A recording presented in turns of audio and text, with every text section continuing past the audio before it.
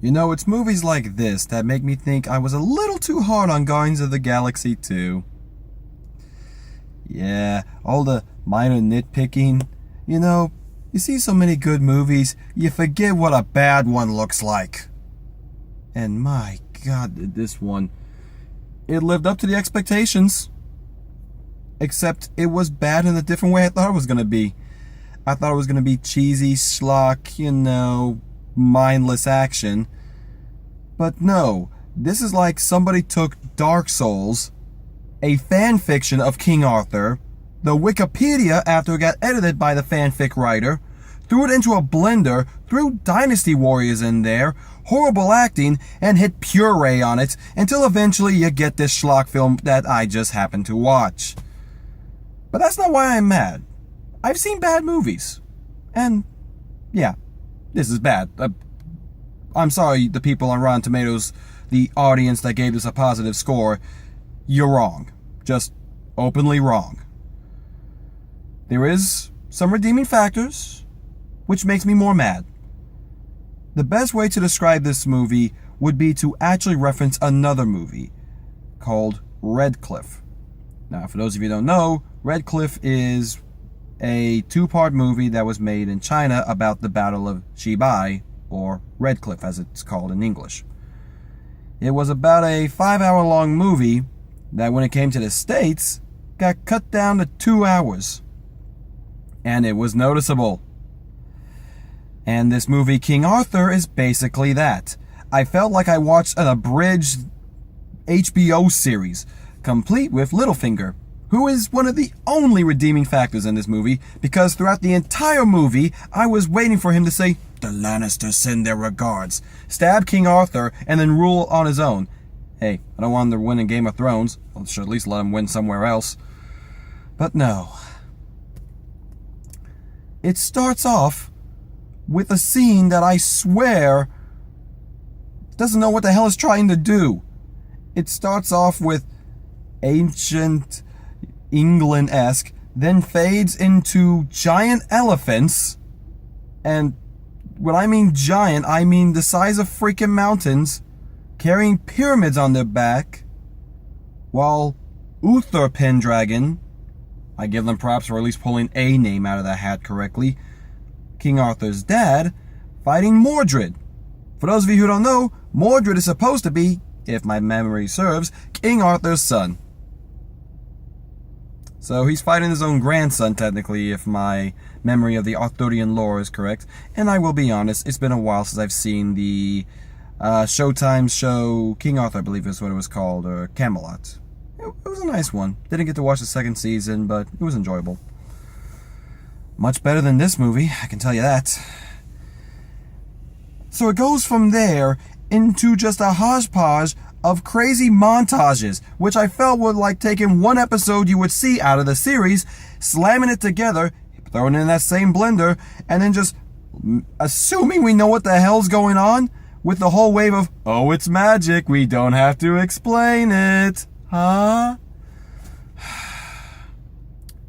You know, when a Marvel Cinematic movie can explain magic in Doctor Strange in, I don't know, 10 minutes at best, before it just lets it feel natural, something we can understand and it makes sense, this movie spends no time explaining magic, but yet it is the driving force behind this entire movie. Until it's not. And that's when it actually gets really good. And yes, that is why I am here and not recording this in my house, because I would wake every single neighbor up with the amount of rage currently coursing through my vein.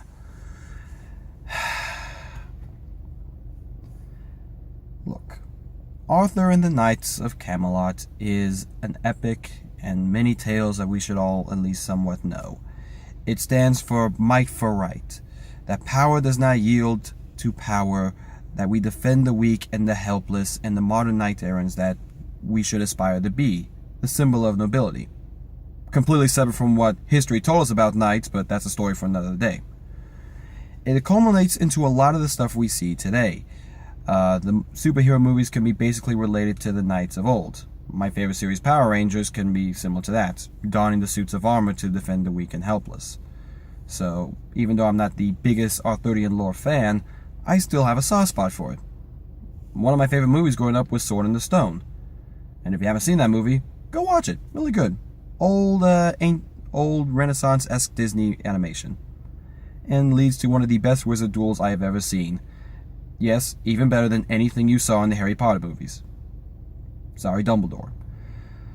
But see, that's what this movie does. It makes me think of better movies. Because it's trying to be better, and it gets there. There's a real good moment. Halfway through the movie, they forget the magic, they forget the Arthurian lore, and they just let the characters be themselves. And freaking Peter Baelish being Peter Baelish. Seriously. I was waiting for the end credit scene where he was actually going to sneak away and talk to Cersei about overthrowing Arthur. He's that charismatic. And the man who plays Arthur, whose name's escaping me at the moment, he's got two modes. Charismatic, and actually very charismatic, to the part where I would like to see him, be in a series, let his character develop, let him be the natural wit. And then whiny emo bitch who turns on the flip of a coin. 1 minute, stoic. Next minute, oh, woe is me. I'm so sad. I have the magic sword that can do anything and turn me into a Dynasty Warriors character, but suddenly I feel sad. Oh, and I don't want to do anything. I'm pouty. That's basically what he is. But he is not the worst. No. The worst is 2 offenses due to the magic. If you're gonna bring magic into the Arthurian lore, fine. I've seen Merlin, it's good. However, Merlin is not appearing in this movie. Instead, we have the Mage. No, that's not me just calling her the Mage. That is her name. The Mage. I've heard many people complain about feminism and all that stuff in movies, and how women aren't properly presented. And I've heard that stuff a lot, and I mostly disregard it, but, there might be something to be said in this movie when your only female lead doesn't even have a name. Nor do they ever ask her name, nor does she ever tell anybody her name. She is simply called the Mage. To the point where, even when the Lady in the Water shows up, she is just called the Mage. Trust the Mage. There's the Mage. Here's the Mage. Oh, you must rescue the Mage. Or, when it's later called, you must rescue the girl. Could it say her name? No, of course not, because you don't have a single forethought in your mind to how this movie should flow. It's about as coherent as this review, because all I am filled with now is rage. Because there were moments, honest to God, moments of actual decency. Like I said, the middle where they try to kill the bad king, Jude Law. It's good. They set it up, they plan their attack. It's not going to work because it's the middle of the movie, and then events happen. They escalate, and all these characters that we've been introduced come together in a grandiose stand, and you really feel the dread and drama as the enemy moves in and they fight one by one, losing one of their men at a time. And then what happens? Oh, Arthur realizes, hey, I hold this magic sword and I can kill 1,000,000 men. Amazing. And then he does it. And my thought isn't oh, you pulled that out of your ass at the last second. My thought was, you didn't do that about 5 minutes ago and save all your friends? No, because you were being whiny emo. Aww.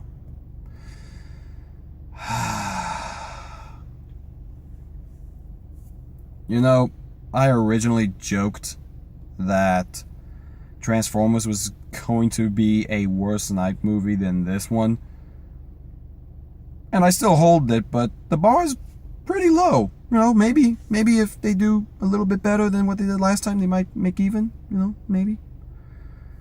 But God, this movie. If you're a fan of the Arthurian lore, don't see this. Excalibur was better than this, for crying out loud. King Arthur was better than this and closer to the Arthurian lore than this. Hell, the Last Legion was more accurate to the Arthurian lore than this. Just go watch anything besides this, guys. Go see Guardians of the Galaxy 2 again. You know, for anyone who decided to watch my review after I posted it and thought for 1 second not to go see that movie, go see that movie. It's good. It's 100 times better than this King Arthur movie, and I feel sorry for everybody who had to be a part of this and had their name attached to it, except for the mage, because not only was she the mage, she was also the not actress. All her lines were basically read like I'm talking to you right now, except I have emotion. This is how it's read. Arthur, I know what you mean. You are afraid. I am always afraid. No, you must come with us. About that monotone. God. I believe Alien Covenant is next week, so I'm looking forward to that. Because, well, I'm not as big a fan of the Alien franchise as I am of this. So, I shouldn't get this mad at it. Hopefully. But who knows? Maybe you guys like the mad. Maybe you like seeing me get really hot and heated and wanting to rip this literal movie into small, bite-sized pieces and scatter it to the 5 winds. God. In case I haven't made it abundantly clear, don't go see this movie. Anyway, guys, I'm gonna go home and sleep.